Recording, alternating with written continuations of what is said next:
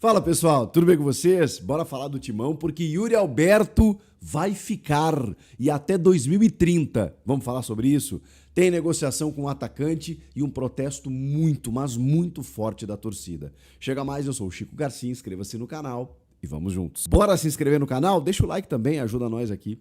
Vamos falar do Timão porque, que grande notícia, hein? Yuri Alberto, quando ninguém esperava, renovou seu contrato com o Corinthians. Ele se recupera de uma lesão, vai voltar provavelmente até no final de semana sendo relacionado, mas está sendo preparado verdadeiramente para os derbys da Copa do Brasil, oitavas de final, primeiro jogo já no meio da semana que vem.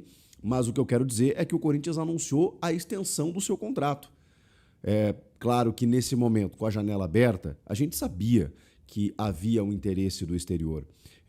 E o Yuri Alberto sempre manifestou esse desejo de jogar por lá, especialmente na Inglaterra, depois de algumas sondagens que ele acabou recebendo. Mas esse assunto ele foi um pouco contornado, né, nos últimos tempos, até pela fase do Yuri, né, terminando como artilheiro do Brasil no ano passado, caindo nas graças da torcida, brigando aí, por que não, por uma vaga na seleção brasileira. Chegou agora o Carlo Ancelotti, a gente está a menos de um ano da Copa do Mundo, e o Yuri enfrentou a sua pior lesão, né, onde ele ficou um maior tempo afastado e mesmo assim está voltando bem antes do tempo.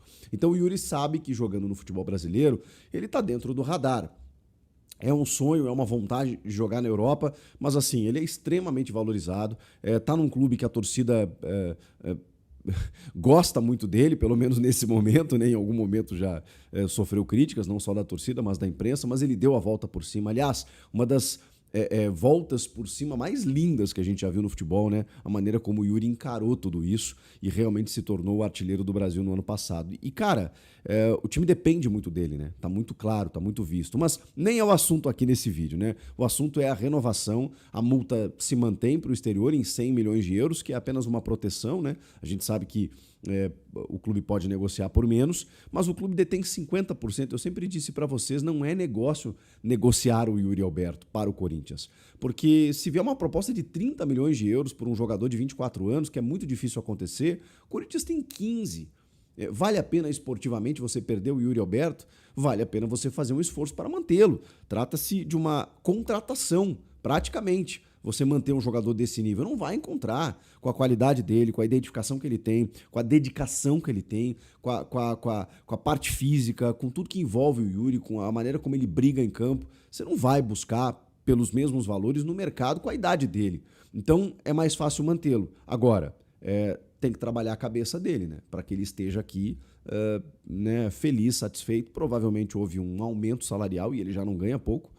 Quando há uma extensão, normalmente há esse aumento, e o risco muitas vezes, você baixar a multa, que é o que os staffs conseguem. Aí foi o caso do Gerson no Flamengo, né? Não, a gente renova, mas diminui aí para 25 milhões de euros, que é nada não, né? Mas é um valor muito plausível para qualquer clube europeu. E aí o cara acaba saindo pela multa e o clube perde poder de barganha. Não foi o caso. A multa está mantida em 100 milhões de euros e o Yuri Alberto, a gente sabe que contratos não são feitos para serem seguidos no futebol, mas, ao que tudo indica, ficará no Corinthians até 2030.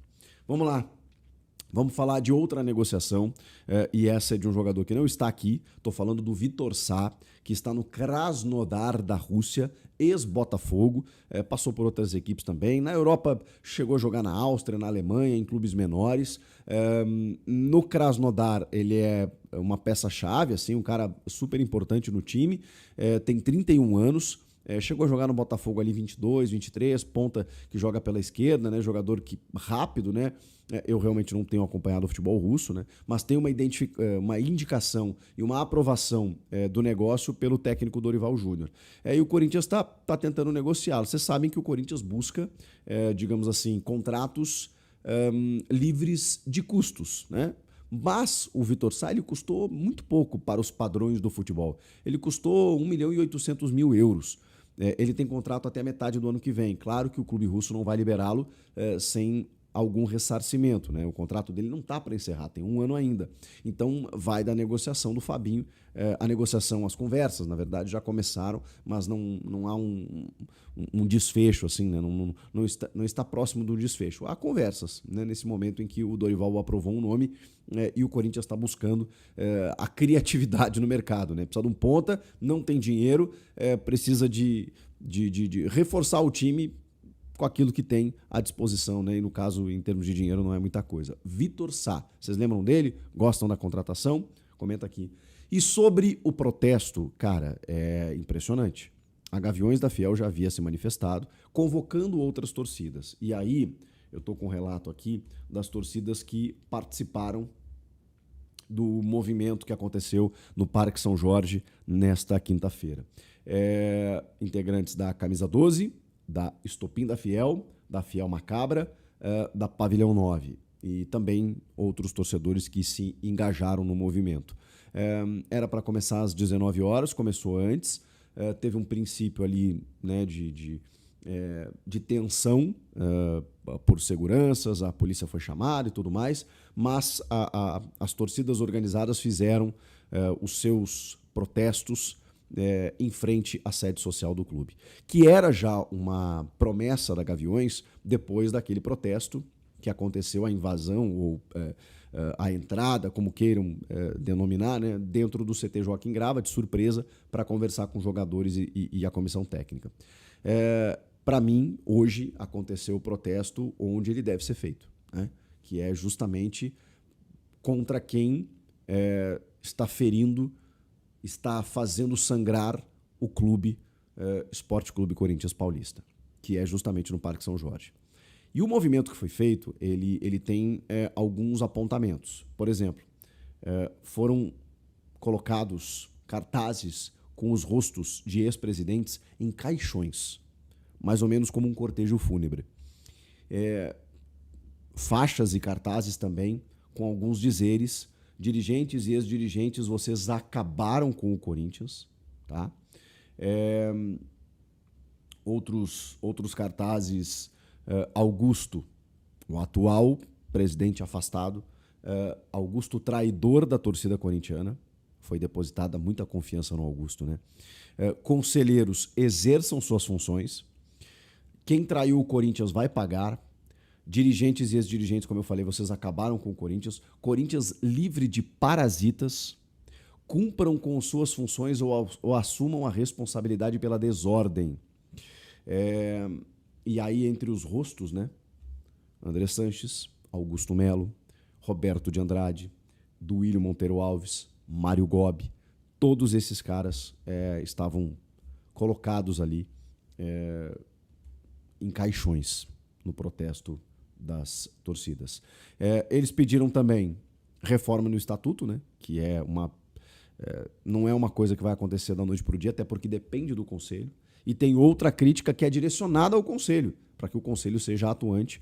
O Romeu Tuma Júnior, que também foi alvo de protestos, emitiu uma nota ontem, acho que foi, dizendo que vai apurar, não com, como é que ele falou, né? Não com o apelo popular ou com a afobação, que muitas vezes as narrativas, né, tudo da maneira como tem que ser feito, dentro do trâmite legal e tudo mais, está tudo certo, está tudo lindo, desde que apure, desde que investigue. Tudo que a gente está vendo aí em relação a cartões corporativos, notas fiscais e tudo mais que ainda pode aparecer. Então, a torcida está cobrando isso. Atuação do conselho, reforma no estatuto e que esses ex-dirigentes, eles paguem pelo que hoje acontece no clube. Então, hoje aconteceu o protesto, na minha opinião, onde deveria e da forma como deveria.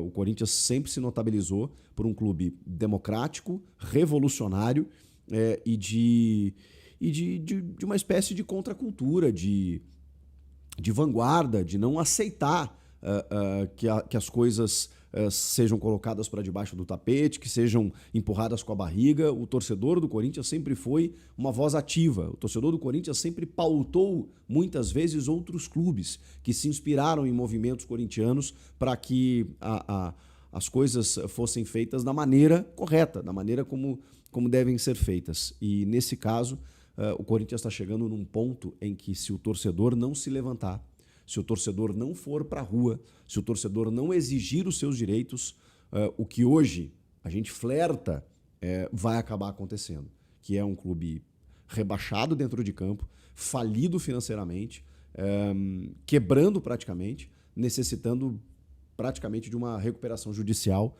até se tornar SAF, e a SAF pode dar certo e pode não dar, né? A gente já viu alguns exemplos, Vasco da Gama, Atlético Mineiro, em que nem sempre a SAF é uma solução. Mas o Corinthians está chegando num ponto em que, se o torcedor, que sempre foi a razão de ser desse clube, não se posicionar, a gente vai ver esses caras destruindo o clube. E eles só não destruíram ainda porque esse clube é o Corinthians. Se fosse qualquer outro, já tinha sido destruído. Mas é que o Corinthians é muito grande. O que vocês acham? Comenta aqui, inscreva-se no canal, eu volto na próxima.